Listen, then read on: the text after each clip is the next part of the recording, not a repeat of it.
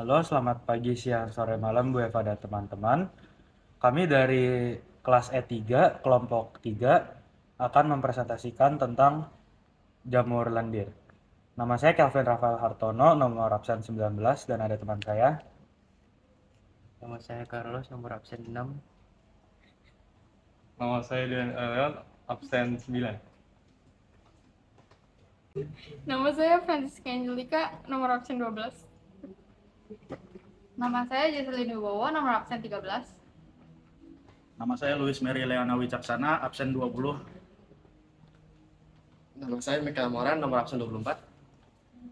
Nama saya Michael Wilson, nomor absen 23.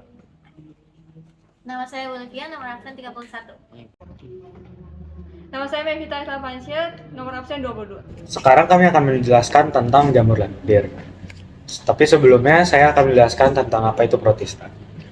Protista adalah kingdom yang terdiri dari satu sel atau banyak sel yang memiliki membran inti dan juga memiliki sel tunggal. Protista dibagi menjadi tiga, yaitu yang menyerupai hewan, protozoa, yang menyerupai tumbuhan, ganggang, dan jamur lendir. Sebagian besar protista tinggal di air, karena mereka tidak mempunyai pelindungan untuk tubuh mereka dari hawa kering.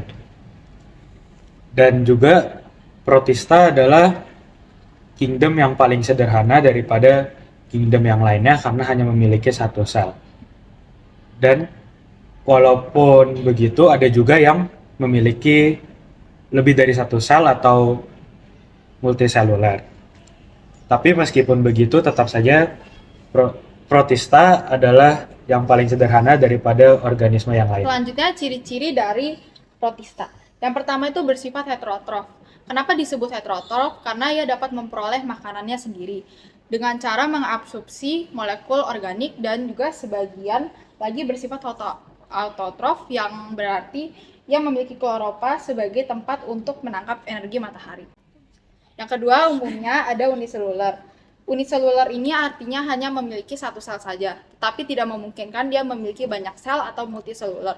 Pada penelitian, biasanya yang multiseluler itu hidup secara berkelompok atau koloni. Lalu yang ketiga itu ada hidup bebas atau simbiosis. Kingdom protista ini tuh hidup bebas, kadang bisa menguntungkan organisme lain, bahkan bisa menjadi parasit bagi organisme lain, sehingga dapat merusak lingkungan, sehingga juga dapat menyebabkan penyakit bagi lingkungan sekitarnya. Habitat umumnya di tempat lembab. Protista hidup di air atau tempat lembab. Bukan hanya di air tawar, tapi di air laut juga yang kadar garamnya banyak. Protista juga dapat hidup. Protista yang hidup di laut sebagian besar bertindak sebagai fitoplankton yang merupakan kontributor utama dalam penyediaan energi jaring-jaring makanan. Tipe sel eukariotik protista memiliki membran inti sehingga disebut sebagai sel eukariotik, sel yang sudah bermembran inti. Namun, protista merupakan makhluk hidup prokariotik yang paling sederhana, tetapi jauh lebih kompleks dalam struktur, fungsi, tingkah laku, dan ekologinya bila dibandingkan dengan Archaebacteria dan Eubacteria.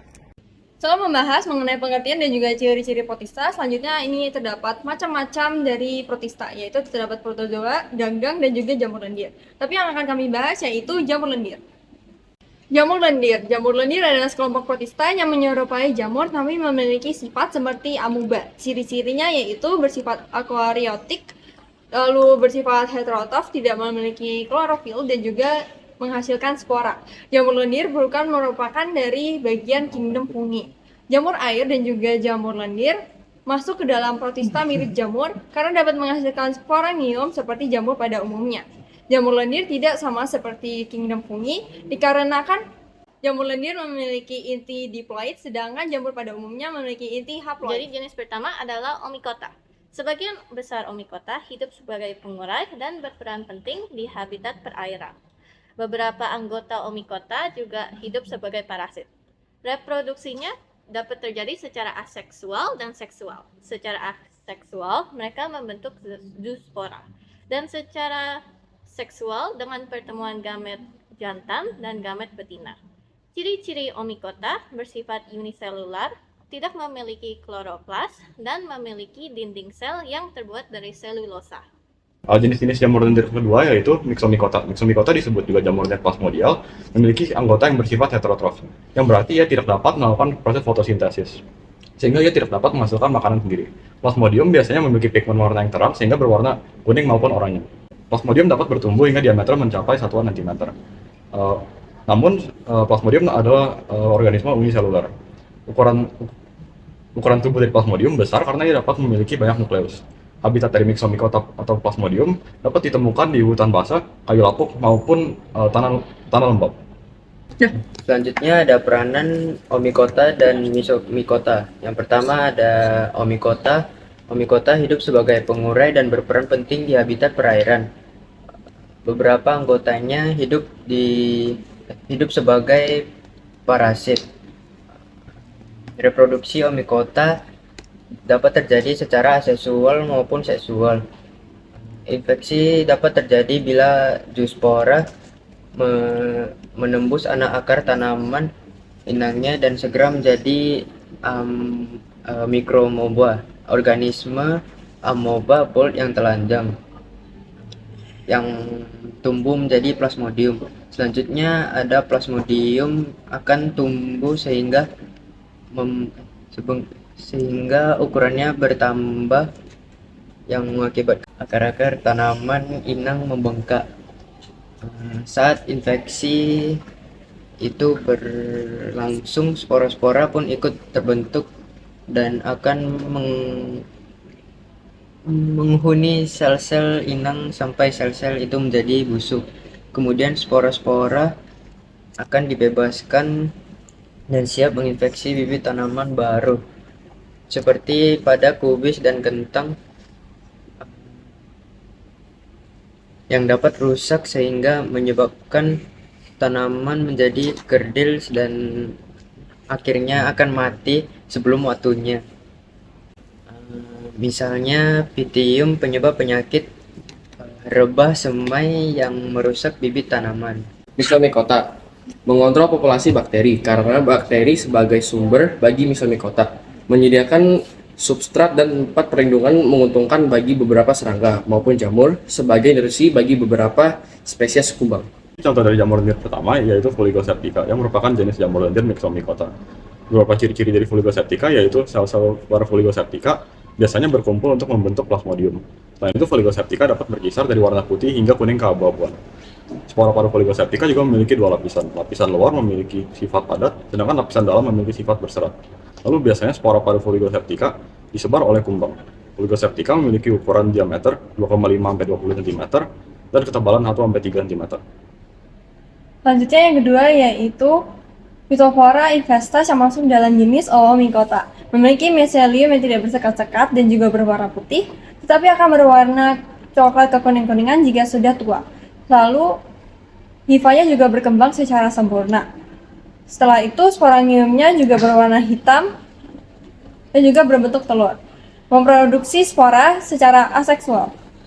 Sekarang adalah contoh jamur lendir yang ketiga, yaitu Saprolegnia Oomycota. Filamen Saprolegnia panjang dengan ujung yang membulat dan mengandung zoospora. Saprolegnia umumnya bergerak dalam koloni yang terdiri dari satu atau lebih spesies. Koloni Saprolegnia biasanya berwarna putih, meskipun terkadang berubah menjadi abu-abu saat tertutup kotoran. Saprolegnia dapat dijumpai pada air tawar maupun air payau, dan jamur ini dapat tumbuh pada selang suhu 0-35 derajat Celcius. Pertumbuhan optimal di 15-30 derajat Celcius. Saprolegnia berkembang biak secara aseksual dengan pembentukan zoospora berflagia 2 dan secara seksual dengan pembuahan sel telur oleh inti sperma yang dihasilkan zigot resisten atau oospora. Kita lanjut ke contoh jamur yang keempat yaitu Physarum polycephalum. Hidupnya di dalam kayu yang sudah busuk, lalu berbentuk benang-benang jali yang lengket, berwarna kuning. Makanan cadangannya itu berupa glikogen, lalu berukuran panjang beberapa sentimeter. Dalam keadaan vegetatifnya, tubuhnya berupa massa protoplasma terbuka yang bergerak sebagai amuba disebut Plasmodium. Contoh yang keenam, Phythophthora nicotinae yang berjenis Omicota. Yang pertama, berciri-ciri memiliki sporangiafor bercabang tidak beraturan. Yang kedua, sporangianya sebagian besar berbentuk elipsoid dan ovoid. Sporangia papilla diproduksi sendiri atau dalam cymedium longgar yang pada tangkai panjang 100 sampai 595 nanometer. Yang ketiga ada papilla pada sporangia itu bersifat menonjol dan terkadang muncul 2 papilla dari satu sporangium. Yang keempat, hifa itu tidak bersekat dan berdiameter 7 sampai 10 nanometer. Yang kelima, media yang terserang jamur lendir ini biasanya berwarna putih, mendominasi tanaman. Lalu yang terakhir, bereproduksi secara seksual dengan cara terjadi melalui sporangia yang ditanggung oleh sporangiafor udara. Pada batang daun dan perbungaan tampak sebagai massa pustula berwarna putih atau krem yang berdiameter 2 mm atau 0,08 inci, dikemas dengan sporanya. Pustula baru muncul secara radial, sementara pustula yang lebih tua menyatu membentuk pustula yang lebih besar di tengahnya. Jadi contoh jamur yang ketujuh itu ada Peronosporales. Urutan diwakili oleh 12 genera dan sekitar 325 spesies. Dan dalam kebiasaannya, mereka berkisar dari air ke darat melalui spesies dengan cara hidup amfibi. Banyak dari spesies terestrial adalah parasit tanaman obligat yang sangat terspesialisasi yang menimbulkan penyakit serius.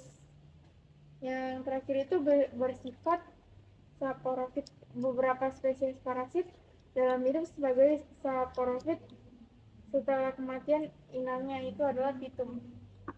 Dan contoh ke-8 adalah Plasmodium viticola. Mereka merupakan patogen tanaman, merupakan parasit obligat, dan mereka tumbuhnya segerombol pada tanaman anggur. Dan mereka juga bulu-bulu warna putih hingga abu-abu. Adalah contoh jamur ke-9 yaitu Dictyostelium. Ciri-ciri Dictyostelium adalah termasuk jamur lendir yang memiliki tubuh yang berfungsi sebagai alat reproduksi aseksual.